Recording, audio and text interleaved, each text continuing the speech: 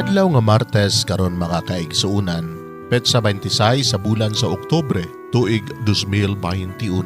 Ang pagbasa kinutlo gikan sa Ebanghelyo sumala ni San Lucas, kapitulo 13, bersikulo 18 ngadto sa 21. Si Jesus miingon, sama sa unsa man ang paghari sa Dios, ug sa unsa kuman kini itandi. Kini sama sa usa ka liso sa mostasa nga gipugas sa usa ka tawo sa iyang uma. Miturok kini og nahimong kahoy ug nagsalag ang mga langgam diha sa mga sanga niini. Unya nangutana pag-usab si Jesus, sa unsa ko ba itandi ang paghari sa Dios? Sama kini sa igpapatubo sa pan nga gikuha sa usa ka babayi o gisagol sa usa ka takos nga harina hangtod mitubo ang tibuok minasa. Mga igsuon ang Ebanghelyo sa Ginoo. Daygon ikaw, O Kristo.